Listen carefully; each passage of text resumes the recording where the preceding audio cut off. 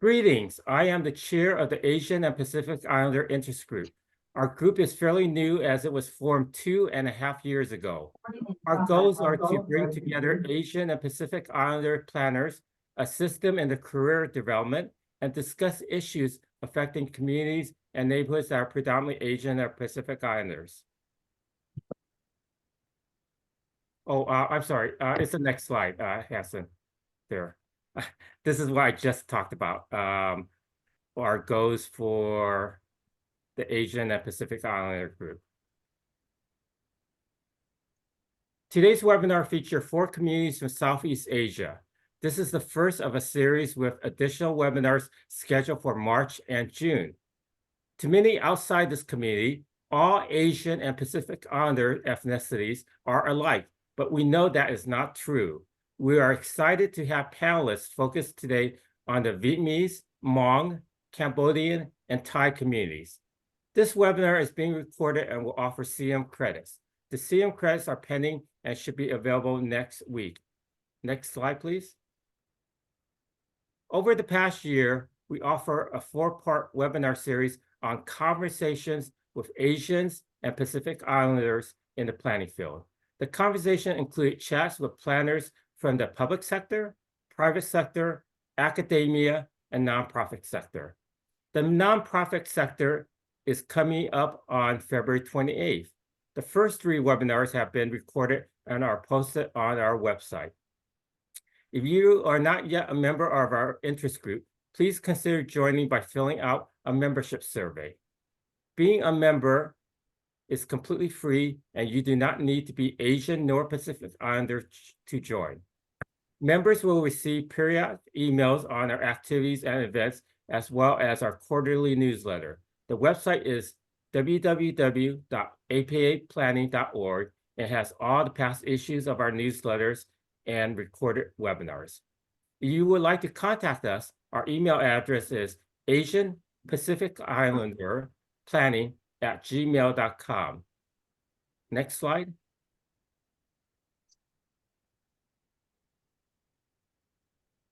So as I mentioned, we are offering CM credits, and we will know by next week. We sent in the application last week, and it has not yet been approved, but like all of our sessions have been approved. This session is being recorded and will be available from our website probably by next week. If you have questions or comments, please enter in the chat and we will take it at the appropriate time. Again, as a reminder, please keep your audio on mute. So at this point, I would like to turn it over to Hansen Ham, Special Project Coordinator, and he will introduce today's program and the panel. Thank you. Thank you, Heng. I appreciate it. Heng covered up a lot of what this webinar is for, and I'm going to provide a further introduction and go over the format of this webinar. So thank you, first of all, for everyone's attendance at this important webinar series. It's the first of what we hope to be 3 or 4 webinars covering various Asian American and Pacific Islander communities in the United States. We know that these communities are vibrant and provide essential support for established and recent immigrants in the United States. And despite their strong cultural presence, their voice in the broader governance and political dialogue is often underrepresented and misunderstood. For instance, while the resilience and success of Asian American immigrants are often highlighted, there's a large number of Asian American households that are low income and struggle with housing, public health, and discrimination. In California, this came to the forefront following the mass shooting in the community of Half Moon Bay in California last year, where the housing and working conditions of Asian and Latino agricultural workers received considerable exposure. Additionally, Asian Americans are often perceived as a monolithic racial group. While there are definite similarities, there are distinct differences in their cultural history and their pattern of immigration and settlement in the United States. With this backdrop, that's the reason why we decided to launch this webinar series. The objectives of the webinar series are to for panelists and experts to share the history, the evolution, and experiences of Asian and Pacific Islander communities in the United States, to also highlight important issues facing these communities, and to discuss how each city or organization is supporting and empowering their respective communities. And finally, how planners and public officials can better support and engage API communities. So for this seminar, we're really honored to highlight 4 Southeast Asian communities in the United States and discuss planning, housing, economic, and other key issues facing these communities. Our distinguished panelists represent, as Hing mentioned, speakers from the Vietnamese community in San Jose, the Hmong community from St. Paul, Minneapolis, Minnesota, the Cambodian community in Long Beach, California, and the Thai community in Los Angeles. We're going to begin the webinar with a presentation from each panelist. And then the majority of the time will devote to facilitate discussion where each panelist or all the panelists will discuss their unique and shared experiences and how their city or organization is supporting and advancing for their constituents, issues for their respective residents and businesses. Panelists will also discuss approaches for increasing the impact of API communities in discussions affecting their residents and businesses. And as Hing mentioned, we encourage you to enter your comments and questions in the chat, and to the degree we have the time, we'll certainly want to interject and include your questions and address them to the panelists. So we're going to start off by a presentation from speakers representing the Vietnamese community in San Jose. And we're very honored to have 2 individuals speak on the community in San Jose. First, we have Councilmember Doan from District 7, who's a council member for several years now, representing District 7. His family immigrated to America in 1975 and became the first Asian Vietnamese family in Porterville, California. He moved to Silicon Valley after high school and has lived in the city of San Jose, District 7, for the last 36 years. One of his most important decisions was becoming a firefighter to serve his community. He has been a firefighter for the past 27 years, 21 of those years with the City of San Jose Fire Department, where he worked his way up from rookie to engineer to fire captain, which has been his rank for the past 11 years. He was the first Vietnamese fire captain in the history of the San Jose Fire Department. Councilmember Doan has been very involved in San Jose's professional and active locally and with volunteer work. He's the co-founder of the president of Vietnamese American City Employees, a volunteer at a COVID vaccination clinic, and a board member of the Asian American Women's Alliance. And I now like to also introduce Sylvia Doan. Sylvia is a second-generation Vietnamese American and is a native and resident of San Jose, California. She has been with the city of San Jose for over 15 years and with planning experience in land use entitlements, interdisciplinary development facilitation, ordinance and policy amendments, and the Coyote Valley specific plan effort. One of her favorite development projects is Samsung Semiconductor's North American headquarters. Sylvia is currently a division manager overseeing the Planning Division's Permit Center and Public Information team.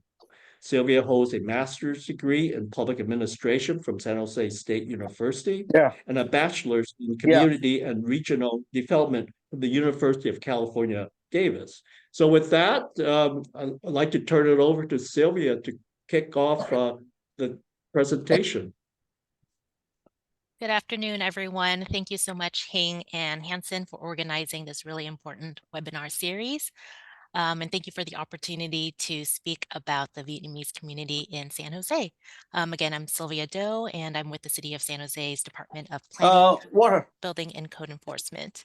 I believe there are a couple of folks in this webinar who are still unmuted, so please mute yourself. Thank you. Next slide, please.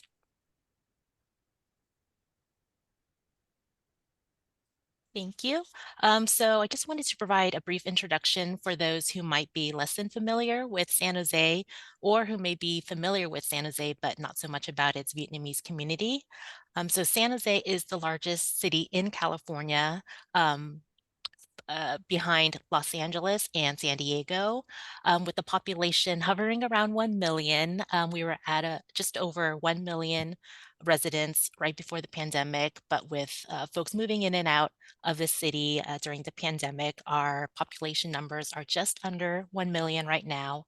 So that puts us as the 12th largest US city. Population and demographics wise, the largest race in the city of San Jose is 38% Asian. And also in terms of our demographic diversity, 58% of San Jose residents speak a language other than English. Next slide, please. And just to share a little bit more about San Jose's Vietnamese community in particular, San Jose has the largest Vietnamese population outside of Vietnam. And much of this is due to immigration to the US and to other countries as refugees after the Vietnam War ended. And so that began in 1975. And San Jose has over 180,000 Vietnamese residents, representing 10.4% of San Jose residents. And just in case you're curious why San Jose has the largest Vietnamese population, it's probably because refugees who immigrated outside of Vietnam ended up in warm climates like San Jose, or in Orange County in Southern California, New Orleans, and Houston. Next slide, please. This slide here just gives you a visual image of the Vietnamese community as it's represented physically and cultural representation. So in public spaces, in collaboration with the County of Santa Clara, it includes the Vietnamese American Service Center, and also in collaboration with the City of San Jose, we have the Vietnamese American Cultural Center, the Vietnamese Heritage Garden, and a Viet Museum. And then also represented in the private realm, we have Little Saigon as well as other Vietnamese American business and commercial areas, as well as represented through religious assembly civic spaces. Next slide, please. In terms of Vietnamese representation in local government with the City of San Jose, in 2005, we had our first elected Vietnamese American council member. In 2008, we had our first and only Vietnamese American planning commissioner. The same person in 2009 was the first and only Vietnamese American Planning Commission chair. And then in 2011, we had our first and only Vietnamese American vice mayor. In 2015, we had 2 elected Vietnamese American council members. And then in 2023, most recently, we had Councilmember Doan elected as the first Vietnamese American council member since 2020. Next slide, please. And just to give you a sense of what the City of San Jose has been doing in terms of community engagement, in particular with the Vietnamese community, and in general when it comes to the various cultural diversity that we have here. Language access, we really prioritize having our website information presented in such a way that could be easily translated through Google Translation into other languages, including Vietnamese. Public documents, especially within the planning division, we always have a blurb in Vietnamese so that those who prefer speaking in Vietnamese have a direct contact person so that they can converse in Vietnamese to learn more about private development proposals in San Jose or other planning long-range projects going on, such as the housing element. That was a really good example of how we emphasize translating flyers, website information, PowerPoint presentation slides in Vietnamese, as well as collaborating with the Vietnamese American nonprofit organization to host a meeting geared towards Vietnamese speaking residents. We also have public notices, as I briefly mentioned earlier, translated into Vietnamese. And we use a website that we created that allows us to be able to get a sense of which census tracts in San Jose have dominant speaking languages other than English. And so that's kind of a snapshot there shared on the screen with you to get a sense of, what percentage of the Vietnamese population or of the population in a particular census tract speak Vietnamese or other languages. And then in public meetings and hearings, especially city council hearings, we have multilingual speakers available to provide interpretation services to Vietnamese and other constituents and residents who prefer speaking or understanding in a different language. We also provide, through the City of San Jose, we offer programs staffed by city employees who speak Vietnamese and Spanish. So for example, we're really proud of our small business ally team, who for the past 10 years have provided tremendous support to our small business community. And that team also includes a Spanish speaker as well as a Vietnamese speaker. And that concludes my part of the introduction. And at this point, I am proud to introduce Councilmember Bien Doan. Good afternoon, everyone. Thank you for Jing and Hansen for putting this program together. I'm very proud to be a Vietnamese American council member in 2023. The population here in San Jose is, beside Vietnam, city of San Jose has the largest population of Vietnamese anywhere else, again, beside Vietnam. And just like any other community, we've only been here for approximately 49 years. And it takes a lot of effort to educate our American side on cultural sensitivities and languages to able to translate not only in Spanish, but also in Vietnamese as well. As a council member, I'm constantly looking for ways to improve the communication skill between the city and the Vietnamese community. Our community tend to be very closed in a box, if you will, because our culture, we've always been taught to, you work hard, you stay quiet, and you just take care of our family. And so I believe that we need to be in the political arena, because why? Either you become a policymaker or you're going to become a policy followers. In order to become a policymaker, we need to have what you call succession planning. And our community been here for 49 years. We're successful in businesses and in creating our community, but yet we have not done a great job in pushing or used at least people who are interested in politics up to city council level, the state and the federal level to represent us. Now, the city of San Jose have been very good at multicultural, multi-ethnicity communication, but can we do a better job? Absolutely, especially towards the Vietnamese community.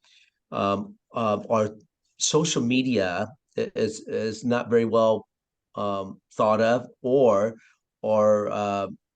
press. Vietnamese press is very small, and only few people that actually do YouTubers that try to communicate that to not only our elderly who speak primarily Vietnamese language, and then not a whole lot being reached out to our younger generation. So I'm very glad to have Sylvia Doan as one of my colleagues here in the city of San Jose to represent us. So I'm going to go into a couple of questions that we have here.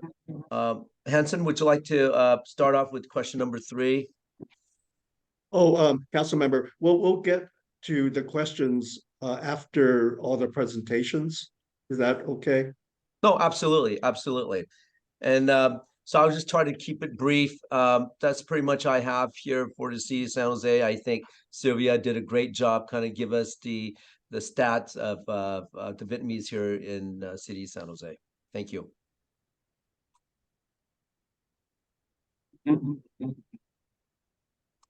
Okay, thank you, council member. Appreciate that. And I'm going to switch to the next slide, hopefully. Okay, there we go. Shoot. Anyway, next we would like to highly welcome Minza Thao, who is president and CEO of the Hmong American Partnership in St. Paul, Minneapolis. Minza is the president and CEO of, as I said, of what's called HAP, and which is a national subsidiary of the Hmong National Development Corporation. HAP is the largest Hmong-led nonprofit in the nation, serving immigrant and refugee communities for over 30 years in direct social services, workforce development, and economic development. For over a decade, Minza has elevated the visibility of the Hmong, Southeast Asian, and immigrant refugee communities in the Midwest through community and bridge building across multiple sectors, including economic development, community development, and housing. Could I ask if you don't have your laptop on mute, please place it on mute. Thank you. Minza has served as the Assistant Deputy Director for the Wisconsin Housing and Economic Development Authority and Executive Director of the Hmong Wisconsin Chamber of Commerce, a statewide community development financial institution. Minza has received numerous awards for her work, including the Milwaukee Business Journal Women of Influence in Public Policy, the Governor's Community and Economic Development Award, and the Small Business Administration's Wisconsin Minority Business Champion Award. Minza. Thanks so much, Hanson. Good afternoon, everyone, at least here in the Midwest. We're 5:30 in the afternoon. It's such an honor and a pleasure to be here with you all this afternoon and to share a little bit about the work that we do at HAP. Because I think in February, it sounds like you all will have another session just really hearing from other nonprofit leaders. And I think the work that we do at HAP really will magnify to you all the work that nonprofits or the power and impact that nonprofits have when we think about development or urban planning within our communities. And so thank you all for just this time and for the opportunity to be here with you all. Hanson, if you could move us to the next slide. So just a little bit of history about our organization. We are the Hmong American Partnership. Several years back, we rebranded to just HAP, our acronym. And that was because we became kind of the go-to experts within our Twin Cities, is what we call the St. Paul, Minneapolis area. And also in the state of Wisconsin or Minnesota, we became the go-to, the experts around refugee resettlement because we had done such a good job with our own Hmong community when the Hmong were considered refugees. And so we now serve not just the Hmong community, but other Southeast Asian and other immigrant refugee communities as well. HAP was founded back in the 1990s. And that was when the Hmong were still considered refugees, like the Vietnamese community and like the two speakers you just heard before me. The earliest wave of Hmong refugees to this country came in the mid to late 70s. That was the very first wave. Then we had another wave in the 80s, another in the 90s, and then the last group was in the early 2000s. And so back in the 1990s, the Hmong community here in the Twin Cities was really facing some dire challenges. And it wasn't affecting just our elders, it was also affecting our youth, our young folks, and all across the different generations that were currently here in this state of Minnesota at the time. And so we were founded on the promise that we would uplift our economic, social, and educational prosperity of the Hmong community. And by the time of our founding in the 1990, 46% of the Hmong people here in the state of Minnesota were foreign born. There was an increase in gang violence, truancy, runaway youth, and then huge for the survival of our families here was unemployment challenges. And so HAP was founded really with under two pillars of youth work and work in making sure that our communities were having access to good, sustainable jobs. Next slide, Hanson. And so over the years, HAP has grown from volunteers, in-kind donations in 1990 to a $3 million organization in 2000. And then now we are now at a $14 million budget. We are a large organization. This is just a quick high-level overview of our structure. We have our parent company, which we call HAP Consolidated.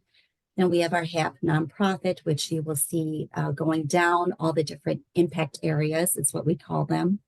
We also have a national subsidiary under us, the Hmong National Development, which is HND for short. And then we have two holding companies because we also own properties throughout the St. Paul area. And so this is kind of the complexity of the organization, but it also shows to you the impact that we make in our community because we have built such a strong nonprofit that not only provides direct social services, but a lot of advocacy work as well. I just want to quickly share that I think many, or if not many of you know, Twin Cities is home to the largest concentration of the Hmong community in the nation. And 64% of the Pew Research says that our Hmong community currently are at the ages of 18 to 49. 76% of our Hmong community lives in multi-generational households, and 88% have a high school degree or less. And so though we have been here in this nation for right under 50 years as well, there are still a lot of disparities. And here in the state of Minnesota, our Hmong have truly thrived, and you will see a little bit more of some statistics from me in a few slides forward. However, we still are the largest Asian ethnic group that sees the biggest disparities as well. And so just real quickly, we realized over the years that HAP as an organization had to evolve with the needs of our communities. And we make sure that we're constantly engaging with our community to just have a pulse on what are the needs. And so in the next slide, Hanson, you will see that we currently have 3 impact areas. Impact areas are otherwise departments. These 3 impact areas are the 3 areas that we have found within our, not just our Hmong community, but our whole Southeast Asian community here in the Twin Cities. These are the 3 driving forces to ensuring that our community is going to be able to reach prosperity. And that is through our HAP Academy OIC, which is workforce development, economic prosperity, which is economic development, and then community impact. Community impact is where we do direct social services, wraparound services to ensure that our community members have resources that will lift them up out of poverty and move them forward as we work with them around workforce development or economic development. And so truly HAP Academy OIC and economic prosperity, they are our economic engines of the organization, and then community impact is the fuel that fuels these engines. Next slide, please, Hanson. And so that is just a little bit about the organization. And I want to quickly provide some data on who the Hmong community is for those who are not aware of our community. We are refugees to the US, like many of our Southeast Asian brothers and sisters. We are an ethnic minority from Laos, recently in our history. We are very much an agrarian people. We came to the US as farmers, not many people at the time with a formal education. And we were political refugees from the Vietnam War era. The US CIA had recruited the Hmong to be part of the secret war in Laos, and that is how the Hmong people ended up here in the U.S. Next slide, Hanson. Forward to about, we are now 49 years here in this country as well. We have over 336,000 Hmong in the U.S. This is just per our 2020 census that just came out. Our largest population is in California. However, the largest concentration, again, is right here in St. Paul, Minneapolis, with over 95,000 Hmong community members. The largest of that concentration in the Twin Cities is right here in St. Paul, with over 36,000 Hmong people. And within the county of Ramsey, which is where our city of St. Paul resides, we have over 48,000 Hmong. And the Hmong are Minnesota's largest Asian ethnic group. South Asians and then Chinese Americans. Next slide, please. Just quickly, some really, really significant data points for all of you to be aware of. And I say this when I think about other communities too, other Southeast Asian, other Asian American communities, the economic contributions that we bring to any state, any city, any region. We are very fortunate here in the Twin Cities that we have a couple researchers and a couple economists who really have been very dedicated to pulling data and analyzing data within our Hmong community. And you will see we have the Hmong community in Minnesota alone has a $1.1 billion buying power. We also pay over $138 million in annual taxes. Our Hmong renters, they're paying $7.6 million monthly towards rent.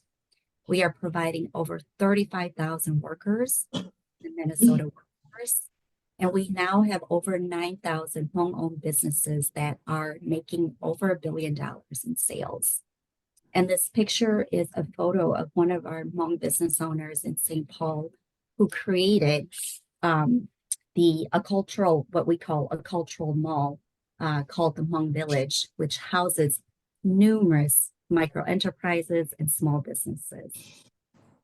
Next slide, please, Hanson.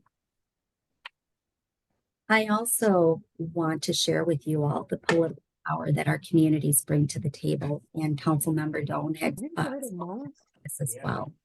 Because our Hmong community is the largest of our Asian ethnic groups here in the state of Minnesota, we really have a lot of political power, a lot of political clout. And that's not just because we have such a large number of Hmong here. I really, truly have seen the power of our Hmong organizing here in the state. And if you take a look at these quick bullet points, you'll see in the 2020 census, our Hmong population in our Ramsey County makes up more than 5% of voting age residents. More than 11% of Ramsey County residents speak an Asian American language, Hmong being the second most common language in all of the county. On top of that, Hmong Americans it's been theorized that Hmong Americans today nationally participate in politics at higher levels than other Asian ethnic groups. 92% of our Hmong community are citizens, and many view politics favorably. What is really, really amazing currently here in the state of Minnesota, which is actually very historic, we have 9 Hmong state legislators. That is a lot of power in the Capitol that represents our Hmong community and, of course, other communities within their districts. But we now have 9 Hmong legislators in the state House and in the Senate. We also just elected last year our very first Hmong county commissioner for Ramsey County. And we have numerous Hmong council members throughout the Twin Cities and the suburbs of the Twin Cities, as well as other elected officials as well. And the last slide I'd like to just quickly touch on are just the continued challenges within our community. Definitely post-pandemic recovery. Workforce shortage, and then just not having enough folks who are trained, who can be put into positions that will earn a family sustaining wage or income. And then our economy, our business owners, they are still in post pandemic recovery. Access to business capital remains a huge challenge for our businesses as well. Our youth, education, attainment of higher education continues to be a struggle, especially for our young men. And then just being able to help our youth navigate through what those career pathways might look like for them. And like many other Asian American communities, the stereotypes that we see within our AAPI communities, and the stereotype that we are just one monolithic community, when indeed we all have very different, unique experiences as well as challenges. And so with that, I will wrap it up, and I look forward to meeting some of you who will be here in April for the APA National Conference in Minneapolis, and who might be attending our walking tour. Thanks so much. Thank you, Misa, and thank you for plugging the APA National Conference, which is coming up in April in Minneapolis. Thank you. So that's final slide. So next, I'm very pleased to introduce you to Doan Penn, who's with the Cambodian community in Long Beach, with the United Cambodian Community. And we, through a previous meeting, I'll plug California Planning Roundtable, the Cambodian community was featured at one of our meetings, and they've done very impressive programs during their existence. So we're really pleased to have the Cambodian community represented. So Doan Penn will be speaking on behalf of the United Cambodian Community, and he's the Economic Development Coordinator or Program Coordinator for the organization. And he's been a resident of Long Beach for over 30 years, and he brings over currently 2.5 years of experience to the organization. In his role, he is dedicated to providing one-on-one business counseling, technical assistance, and valuable resources, and it's provided all free of charge to support and uplift the Cambodian community and clients in Long Beach. So Doan, did you want to take it from here? Thank you, Hanson. Well, good afternoon or good evening, everyone who's joining in. Glad to be here again. My name is Doan Penn. I go by pronouns he, him. At United Cambodian Community, we do provide an array of services here.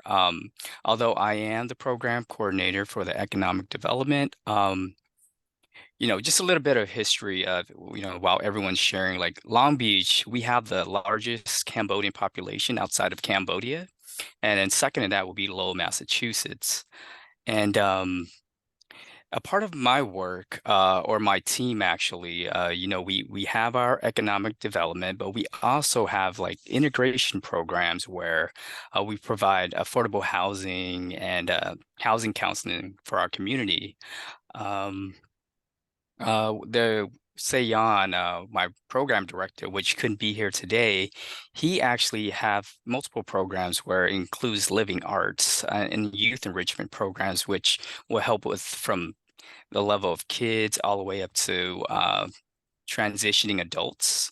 There are also services where we provide free CNA programs or certified nursing assistant programs where those who are struggling or single parents, they can actually take on that program and kind of have a career path as they're either pre-graduates or graduating high school.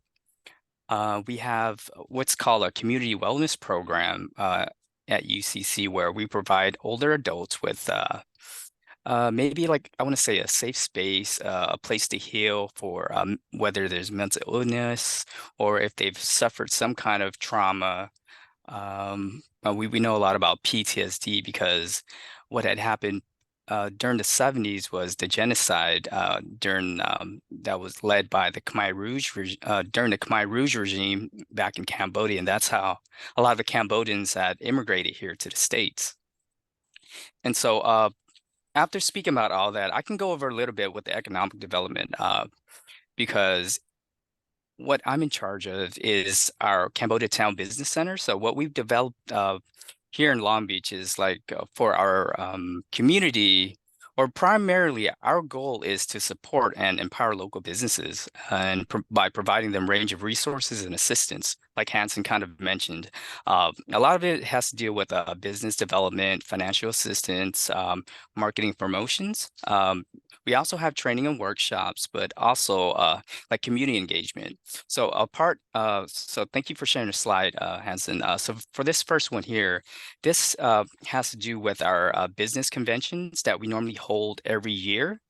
For this one, I'm sorry, we touch on a topic about recovering from generational trauma and how you can overcome that and can actually be successful, whether you want to get into the private sector or maybe even teaching, because two of them are actually professors and doctors, and the one in the center, she's a very popular realtor in our community. And then if you can just continue with the slides, Hanson, I can just touch on it a little bit. So yeah, that was the panel during that time. But during our expos, we usually have multiple topics that goes on in multiple panels. And we also provide resources, and vendors will show up and actually talk about their services, whether it's the city of Long Beach, whether the local banks providing access to capital for them and whatnot. And so next slide, Hanson. Oh yeah, so with this one here, this has to do with our integration program. So in our community, we do have a lot of challenges with our affordable housing or Section 8 and stuff like that for our senior citizens. And so on this one, this is just a class. Our housing counselor will usually hold workshops when there are affordable housing that's available or that's in the process of opening up. And so we kind of prepare them, get them application ready, and then kind of do like, how would you say it? Just do follow-ups with all of our clients. And so that's just some images of our clients there taking the workshop. Next slide, Hanson. And that's just another angle. So we have multiple workshops when it comes to affordable housing. So for this one here, I'm just going to go through a lot of our business clients. A lot of them have been very active in the community, and we don't have an incubation program or a space yet for the Cambodia Town Business Center, but we do provide another space. What we do is we have a night market that happens on a quarterly basis in Long Beach, and it's pretty much it's we call it the night marklet because it happens on two parking lots of two nonprofits. So we partner with the May Center, which is across the street from us. So we will close down the street, and then we have vendors on both sides. And then what we would do is we'll provide like a platform, a space for all of our small businesses, community businesses, and even aspiring entrepreneurs who are looking to build their clienteles or promote their products and services and kind of get, I want to say build some customer relations during the process. And so we provide them with that help when it comes to health department permits, business license permits, that sort of thing. And then we can keep going. They were actually slap one. That was the image of Hawk and Sophie. They're the first Cambodian infused flavored chicken wings that's in Long Beach. You can move forward, Hanson. So that's Chad, one of our successful business clients in our community. To his small businesses is called Batambong Barbecue. I think he's pretty well known in the States too, and a lot of people actually fly over to test out his barbecue because he does have a lot of Cambodian flavored infused barbecue. Also, he uses what's called kampot pepper, which is normally only found in Cambodia, and so that's kind of like his base for his barbecue. You can keep going. And that's just United Cambodian Community. We usually offer donation products, during the event. Just multiple vendors there. Keep going. That's another vendor. She's making papaya salad. I think this night market event happened during Cambodian New Year, so there was like backdrops of the temple that would normally you would normally see in Cambodia, and then we brought it here for people to take pictures. Continue. I think that's about it for me. Okay, well, thank you, Dawn. Now you got me hungry. The barbecue and papaya salad. Well, That's, before I end, if I can just say yeah. one more thing, because we do have partners that we do work with, which is the Asian Pacific Islander Small Business Collaborative. And, a part of that, our partners are like Chinatown Service Center, Koreatown Youth Center, Little Tokyo Service Center. We also are partnered with Thai Community Development Center as well. And we're also now PARS, which is a Persian-speaking community organization. They join on too. And so that's where we actually get together and get all these information and resources so we can take back to provide to the Cambodian community. Okay, thank you, Dawn.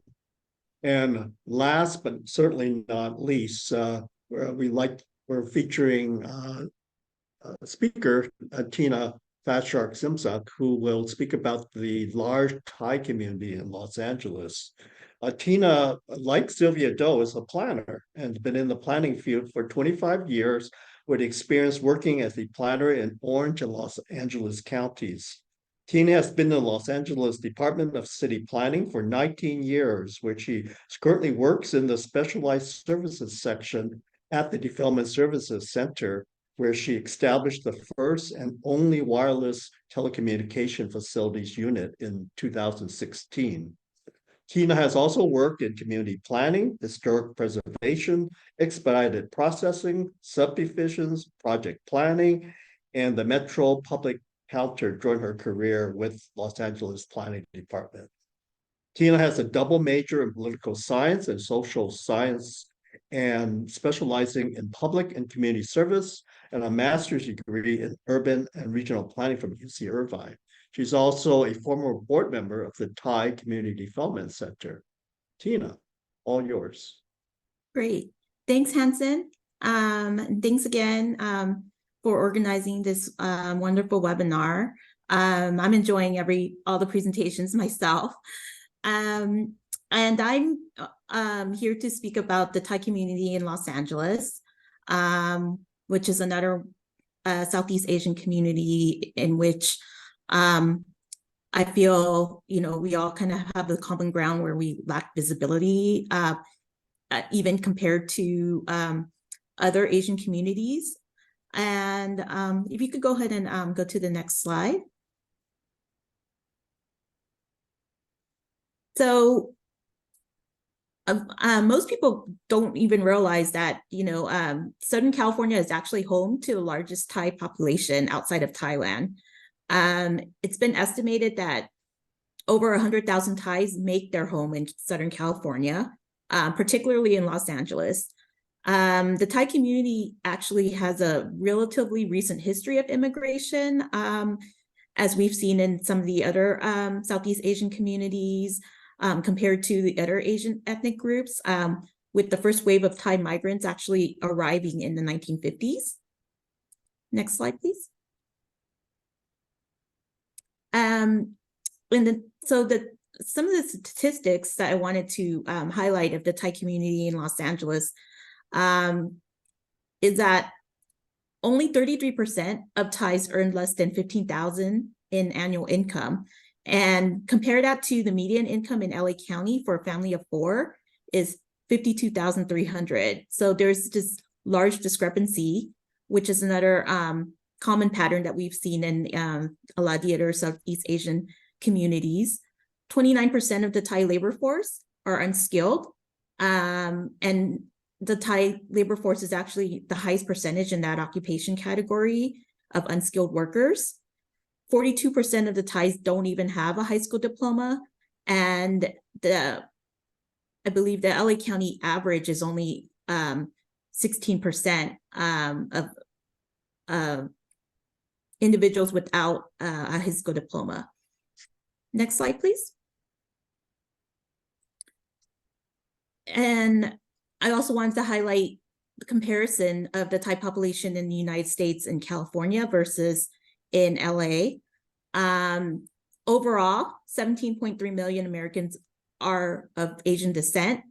The Thais make up approximately 237,639 individuals of that number. 46% increase of population actually occurred within the Asian community in the United States between 2000 and 2010. So a very high percentage in the 10 years. However, in California, there's 5.6 million Asians that actually reside in California. 28.5% of Thais actually reside in the US in California. Next slide, please. As Hansen mentioned, I was a former board member for the Thai Community Development Center. And I was a board member for 9 years. And I actually got connected to the Thai Community Development Center through Chancey Martorell, the executive director, who was a former planning commissioner for the Central Area Planning Commission. She actually found me when I first started with the city back in 2004. She was recruiting for board members. She actually has a hard time filling board positions with actual individuals of Thai ethnicity. We have the board members are comprised of actually several different Asian descents, but it is very difficult for her to find a person to fill a board vacancy, especially somebody with community development experience and planning experience. So yeah, right away she she aggressively recruited me, and I was very honored to have been able to serve as a board member for so long, and promote the mission of the Thai CDC, which is to advance the social and economic well-being of low and moderate income Thais and other ethnic communities in the greater Los Angeles area through a broad and comprehensive community development strategy, including human rights advocacy, affordable housing, access to healthcare, promotion of small businesses, neighborhood empowerment, and social enterprises. Next slide, please. One of the milestones of the Thai Community Development Center was the establishment of Thai Town in 1999.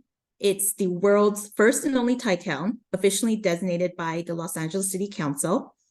The designation of Thai Town was an actual economic strategy to revitalize a very depressed and neglected section of East Hollywood through cultural-based tourism. After having an 8-year protracted campaign, which was facilitated by the Thai CDC, the Thai community won the city of LA's designation of Thai Town finally in East Hollywood on October 27, 1999. Next slide, please.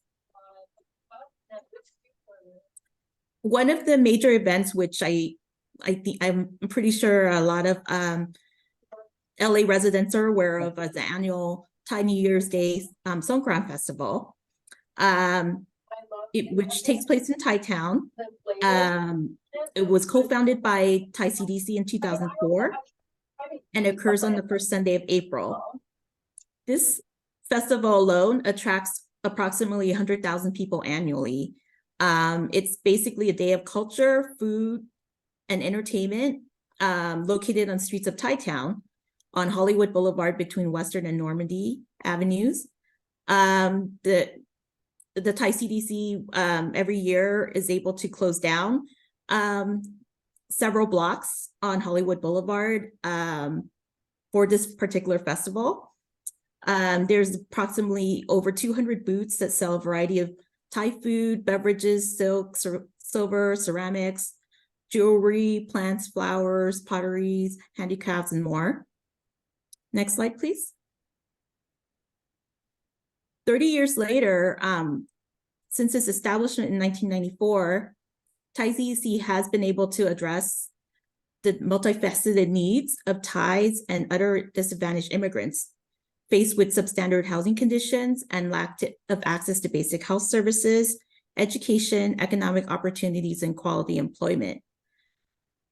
Up to this day, Thai CDC continues to employ the cultural preservation, heritage marketing, and revitalization of public spaces as strategies for economic development. And yeah, I want to thank again Hansen and Hing for organizing this wonderful webinar. And I'll be available to address any other questions during our question and answer. Thank you very much, Tina. And I think all 4 or 5 speakers provide a wonderful background on these 4 important communities in the United States. And what we wanted to do now was move into the facilitated discussion portion of our webinar, which we have, looks like 32 minutes. So we have some pre-prepared questions that we wanted to ask some of the panelists. We realized that most of the audience are planners by background, but not all. So these questions focus perhaps a little bit more on planning issues than or related issues than others. But we wanted to start off with just a quick question, short answers for all the speakers. Given what we've kind of shared about our communities, what is misunderstood about your community and how the city organizations have handled these communities, and what are the key misconceptions and challenges? So I want to kind of open it up to all the speakers to perhaps not indicate like 1 or 2 key items that would be good to bring to the attention of planners and other participants. Who wanted to start? Feel free to just jump in or raise your hand. Well, I think Hanson. that, oh, go ahead. Sorry, council member. I'll make mine really quick. Here in the Midwest, especially in Minnesota, because the Hmong really have become a very thriving community, but yet we still have huge disparities. One of the biggest misconceptions is that we are doing well, right, as a community, and because we have state legislators and business owners, but that's very much not true, because we still have the highest ethnic group in the state, one of the highest that lives in poverty. And so the biggest thing that I think our community and our organization has done very well is, again, the organizing and making sure that we are out there advocating and lifting up that there remain challenges in our communities. And I'm constantly at the Capitol talking to state legislators and just advocating for more resources into our communities. Okay, thank you. And Councilmember Doan. Thank you, Thao. You hit the nail right in the head there. Even though the Vietnamese community here in San Jose, if you look around, there's quite a bit of lots of businesses thriving, but there's a large population is below the poverty line, not to including wage theft and some of it is slavery, technically, and human trafficking. And so we constantly working towards to find, again, funding to address these problems, and also to educate our community how to use to understand the laws, the process of the city, and not be so afraid to speak up. And that's one of the biggest problem we have in our Asian community. We don't speak up. We don't address the problem that we have. And so when you don't speak up, everybody thinking that you're doing well, but it's not. And part of it is that, especially for Vietnamese, for so many years, through the domination of the communists, many people have starved and for so many years, so they have to constantly fight for survival. And they still adapt that to this day. I think they just have to be educated and overcome the stigma that you have to constantly to fight for your survival in the United States. And I think we as a whole, the AAPI should collaborate together to find a solution for all of our community. And when I went to the APAC, a lot of different culture always mentioned, well, I'm Hmong, or I'm Thai, or I'm Vietnamese, or I'm Chinese.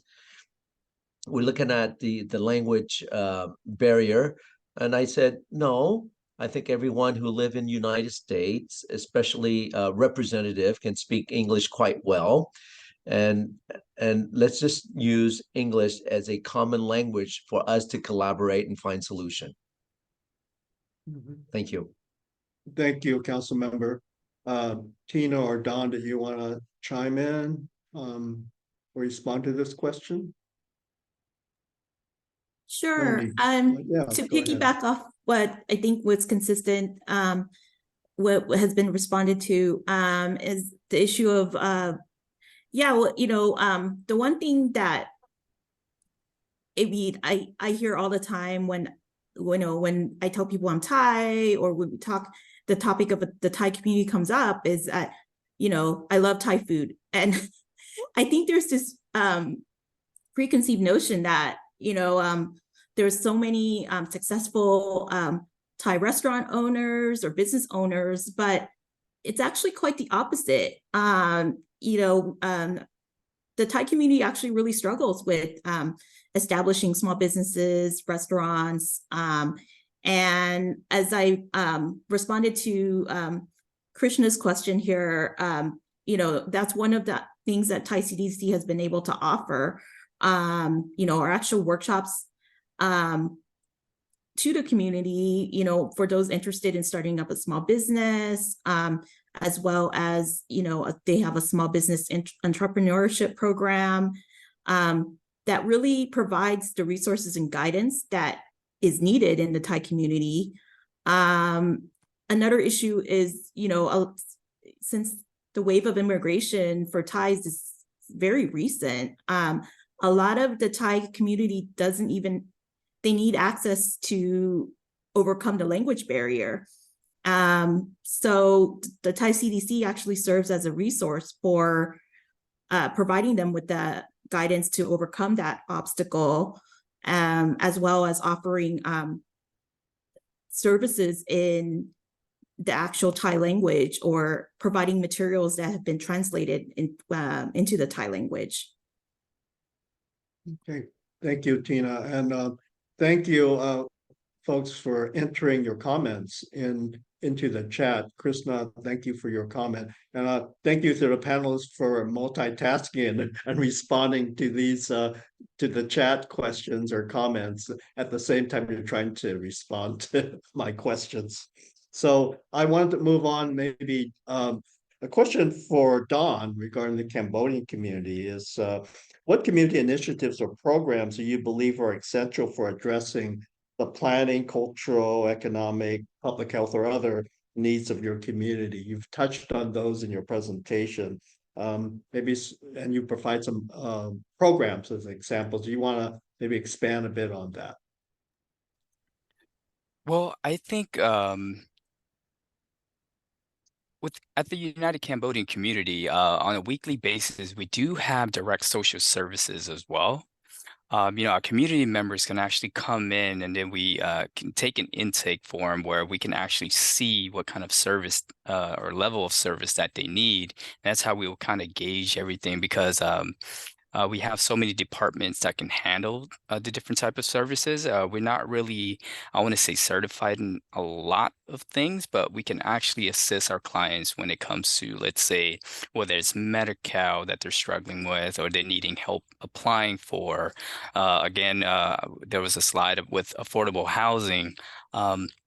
So some of our community members is actually struggling with affordable housing, because a lot of our older generations, they are monolingual, and so after they immigrated from or as refugees from Cambodia, they haven't really fully assimilated and have actually picked up the language really well. So we do our best to kind of do an in-house translation for them, but if not, we'll be the person or the individuals at our office to kind of interpret everything for them and then kind of help them apply for whatever's needed. And I mean, what was the other part of the question? I'm so sorry. Hanson. I think it's really examples of programs that, to me, the question might be, what are some programs that your community have done? And I know there's been a lot of successful ones that are very transferable, perhaps, to other API communities. Well, I can pretty much I can touch more on the economic development part. Again, earlier I touched a little bit about our collaborative with the Asian Pacific Islanders Small Business Collaborative, with the Little Tokyo Service Center, Thai CDC that Tina is a part of. But what we've been trying to do is that we've noticed that a lot of our legacy business owners, they're not, I want to say, spoken in English. They don't understand the language too well. So a lot of times there has been displacements in our community, especially with our micro and small businesses. It's because during back in the days when they were starting up their businesses, they would have the verbal agreement with the property owner. And so as new property owners are taking over, but without any lease agreement, because back then it was just based off of in good faith or verbal agreement.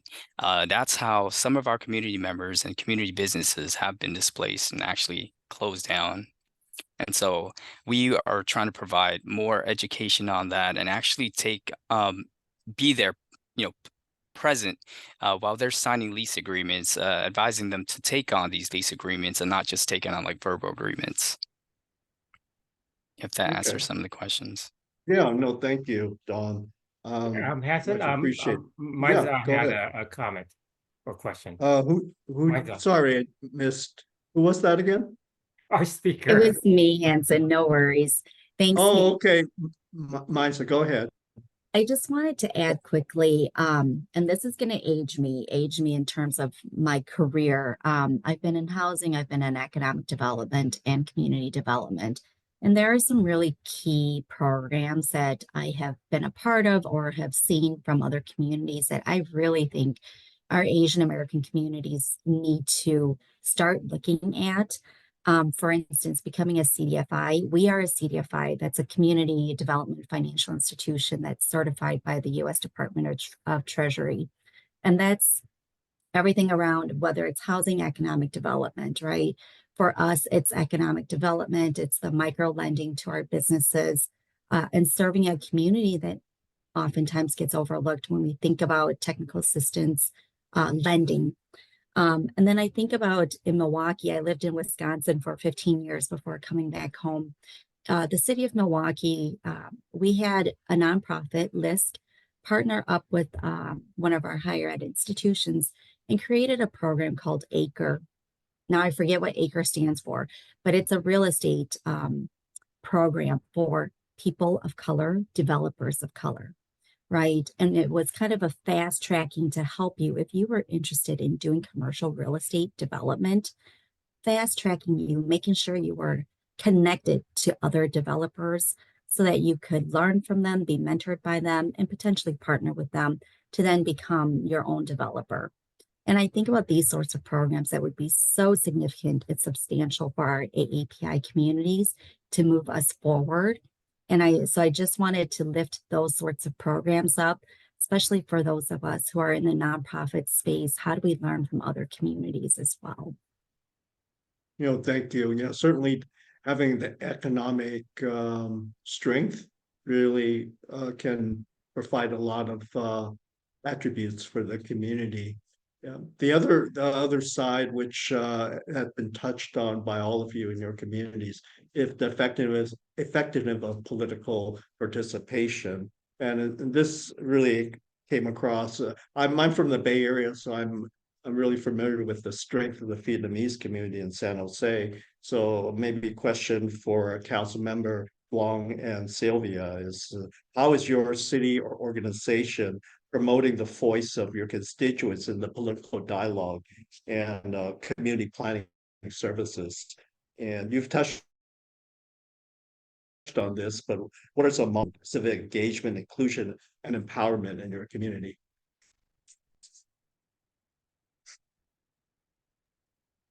I could go first, council member, and then you could possibly follow up more so on the political representation aspect of it. So on the community planning and civic engagement side, I think of San Jose has made more of a conscious effort to provide materials and resources in other languages, including Vietnamese. And as I mentioned earlier in the presentation, for example, a lot of California planners are familiar with the housing element. So for example, the city of San Jose, our planning division had outreach efforts that were much more extensive in trying to reach out to the Vietnamese community than any other planning effort that I've seen. So kudos to that planning team for making that extra effort. And earlier in the presentation, I also mentioned city programs such as a small business ally program that supports small businesses through the permitting process. So I think creating positions geared towards hiring staff that speak commonly spoken languages like Vietnamese is a step towards empowering the community and helping to promote other ideas of how to further engage the Vietnamese community and other communities in San Jose. Thank you, Sylvia. Council member, you want to add, being the political side of the issue? If you're on mute. That. So thank you, Sylvia, for mentioning some of the program there. There's many other program, right? Including we work closely with the county to make sure that we have mental health for our especially the VASC, which is a Vietnamese American Service Center, is dedicated to support the Vietnamese community, because in a study we found out that 1 out of every 4 at least in Asian community are afflicted by some type of mental illness due to the losing your country, come into another country with the language barrier, with the culture, and the stress of trying to make a living right here in the Silicon Valley. We have programs that not only help businesses but also help our citizens to attain their citizenship, to learn about American culture, to assimilate through mentorship as well. And it is true that Sylvia stated earlier that we need more employees. I believe we only, out of the 7,000 employees here in the city of San Jose, we only have approximately 200 or less or Vietnamese. That's encumber everything within the city of San Jose, and that is not a true representation of the population that we have here.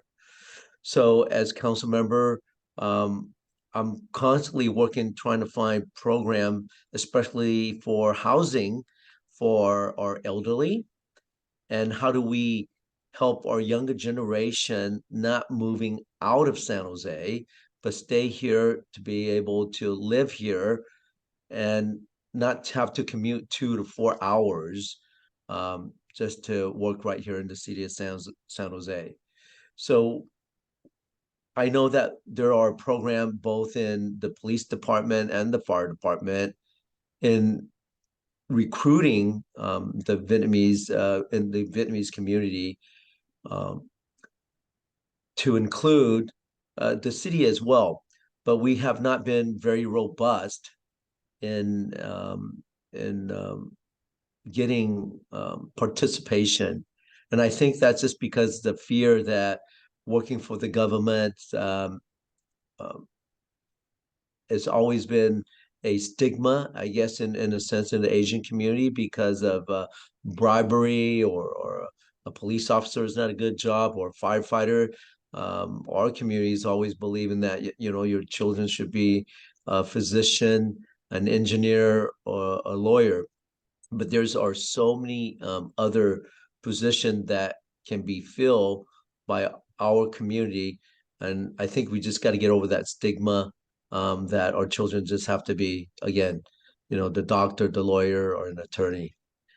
And we'll continue to work with other stakeholder, especially from the state level and the federal level, to find funding to help the Asian community to prosper, not only in working environments, but in businesses, and also to understand that they're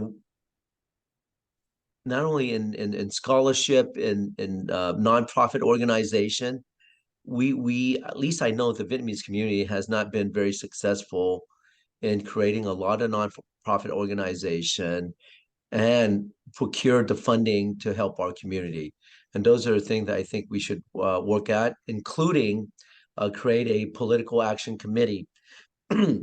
We have not been, again, we're very weak in political, and we need to have some type of pact to support any candidate or Asian candidate that want to run in the political arena. And I think that's where the rubber meet the road. You know, either you're at the dinner table or you're standing outside watching. And I think that's something that's really, really important that we pay attention to, because when I went to APEC, there's only several hundred elected official. That's a 10, the APEC. And when you put the numbers together, we're, I think, less than 1%. In total, you know, elected official throughout the United States. Okay, thank you, Councilmember. I wanted, if I may, kind of touch on another subject. In our earlier discussion on the panelists, we talked about the fact that, you know, Asian American communities are not immune to some of the urban problems that many low-income communities are facing, dealing with displacement, gentrification, and the need for affordable housing. So the question for all the panelists is, you know, how has your community or your organization dealt with the issue of gentrification, displacement, and the need for affordable housing in your community? And maybe we can start off with Tina.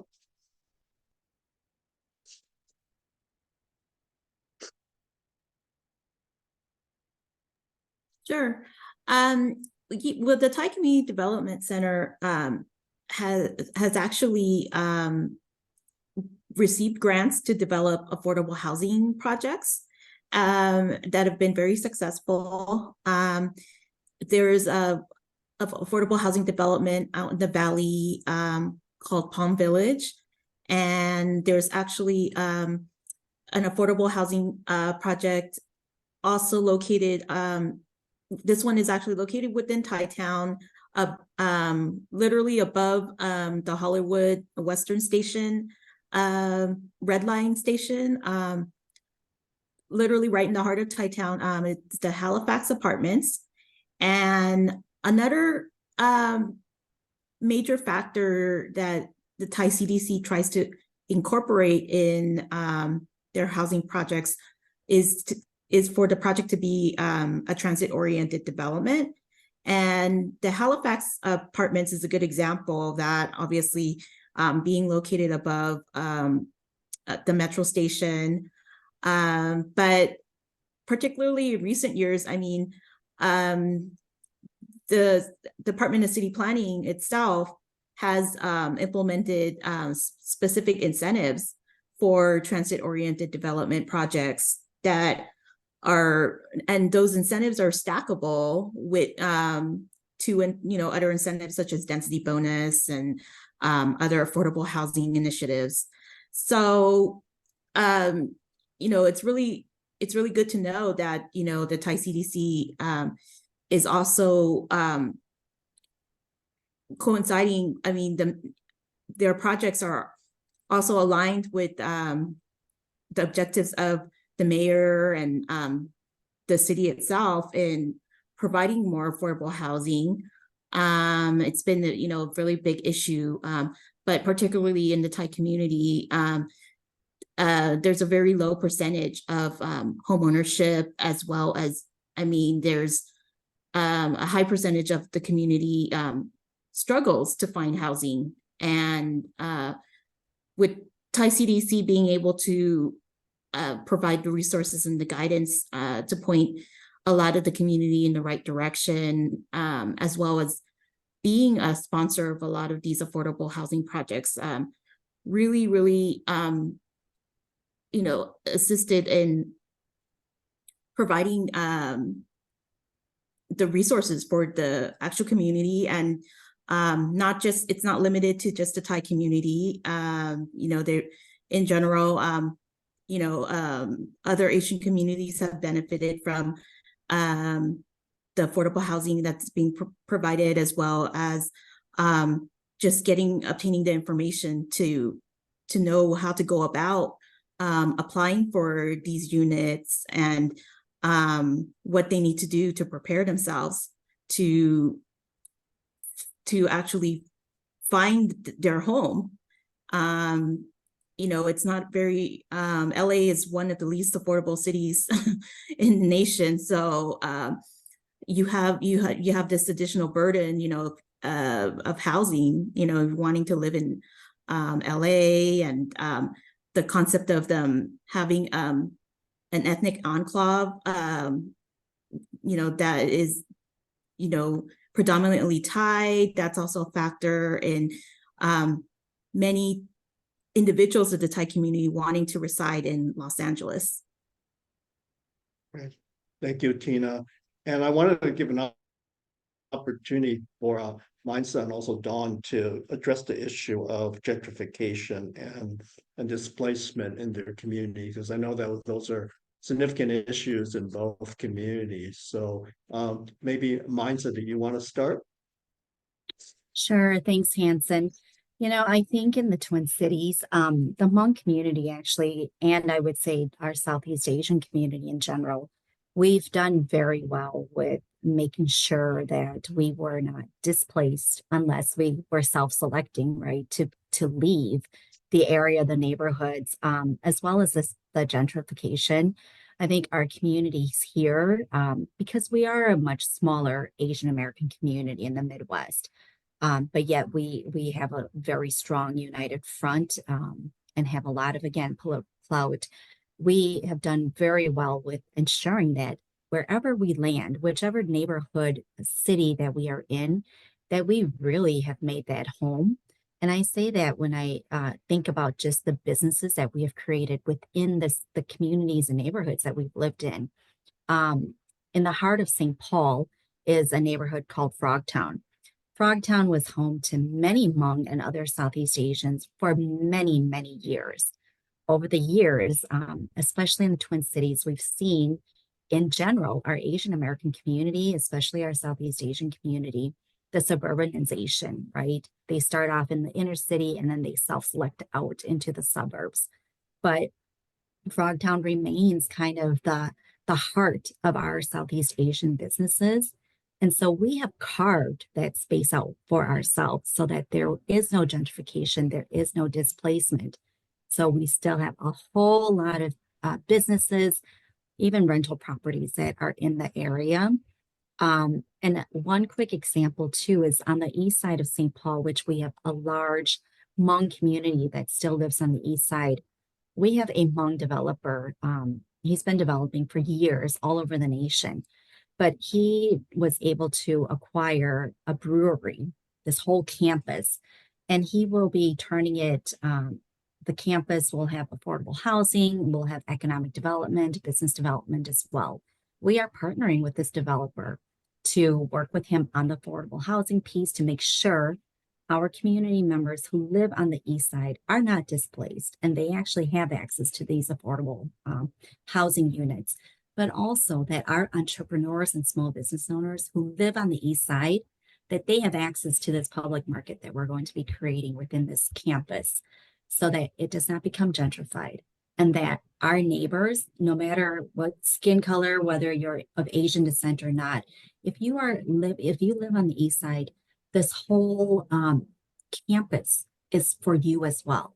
It's not just some cultural destination, right? It's for all of our residents who live on the east side.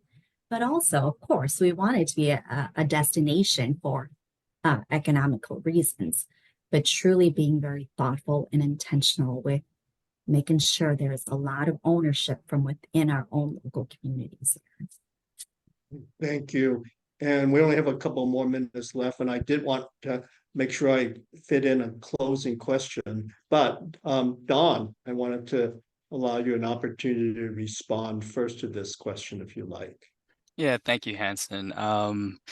So in Long Beach, our current mayor now, Rex Richardson, I believe in his first 100 days, he really targeted the homelessness that's happening in the city of Long Beach, and with the increasing price of rent and everything else, affordable housing has been limited too.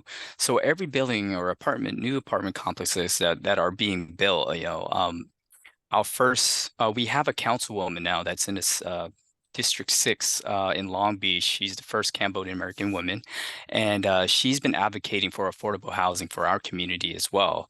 But that's just affordable housing. I mean, Rex Richardson has been advocating for affordable housing throughout the whole city of Long Beach.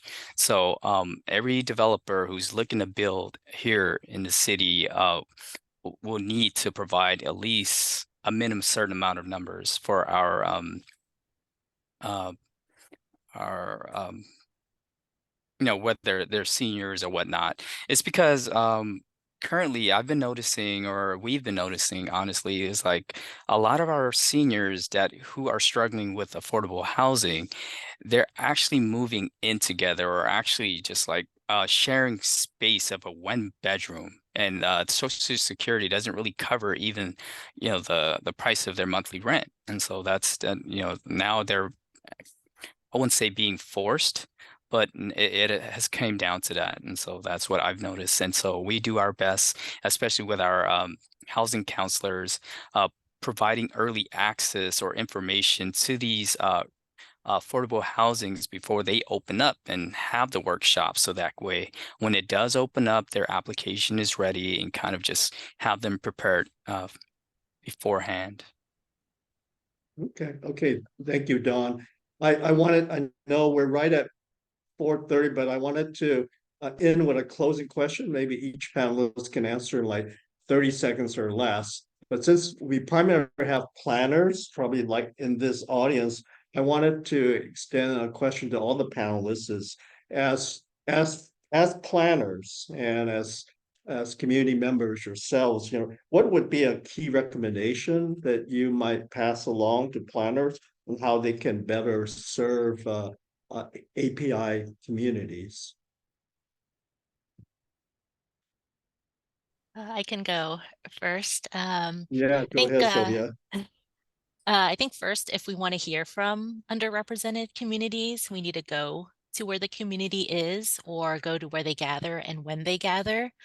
So community meetings or other forms of outreach efforts could be more successful if they're hosted at common community gathering locations, and we collaborate with local community-based organizations and their leaders. And then we staff them with staff who speak those common languages, and it's held when it's most convenient for the community members that we want to hear from. And I think secondly, as a public organization, I think a key to supporting API communities is succession planning, as some other speakers have touched upon, and growing API involvement in the public sector as a career. So whether it be city planning or police and fire, budgeting, or policy making. Right now at the City of San Jose's planning division, we didn't have a planner of Vietnamese descent until 2004, so relatively recent. And even right now, we only have 3 planners of Vietnamese descent, so that represents 5% of the San Jose planning organization, which is much lower than San Jose's Vietnamese population. Again, that's over 10%.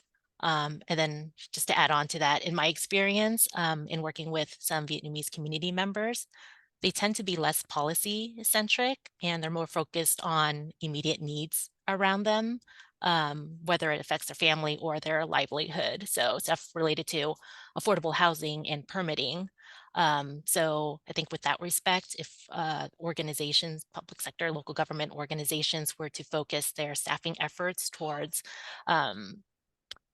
staff of Vietnamese or whatever language where the community needs are, and focusing on what that community is prioritizing the most as what's important to them.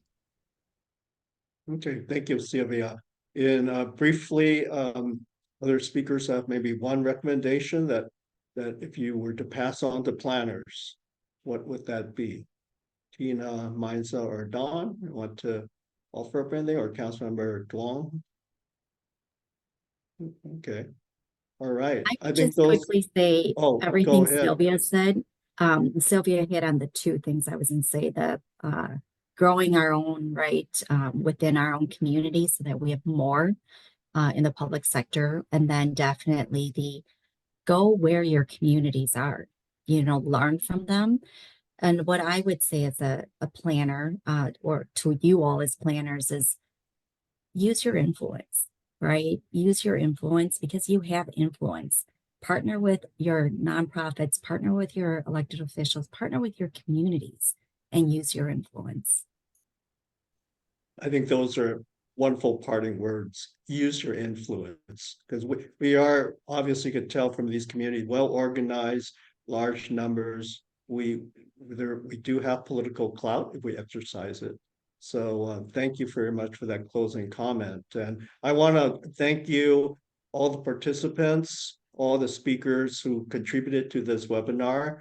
Look forward to future webinars. We'll be announcing them shortly. To all the participants, thank you very much for registering for this. I hope you found it very useful and illuminating. I'm going to turn it over to Hing for any kind of closing comments that you might Hanson, want to share. you show the very last slide, which has our Yeah. information. Again, Hanson and I would really like to thank all 5 panelists today. Those were very informative chats and information. Just the last thing I want to reiterate is that our membership is free. So if you're not a member, please join. You'll get periodic emails from us regarding future webinars. We have 3 webinars in the next 5 months. So 3 more webinars, I should say, in the next 5 months. So we want to make sure that you get all that information. And the AICP CM credit it should be approved by next week, and we'll send off the link for you to register and get the 1.5 CM credits for that. Again, thank you everyone for joining, and we hope you had a very informative time of learning about these communities from Southeast Asia. And when the next one will be, the next one for this series will be in March, and we plan to cover the Hawaiian and Pacific Islander communities. In February 28th, we have a continuation of the other webinar series, which will be nonprofit sectors planners. So again, thank you everyone. Have a good day or good evening wherever you are, and we'll see you next time. Thank you. Thank you Bye-bye. very much, Bye, everyone. everyone. Thank you, Take care. speakers. Bye.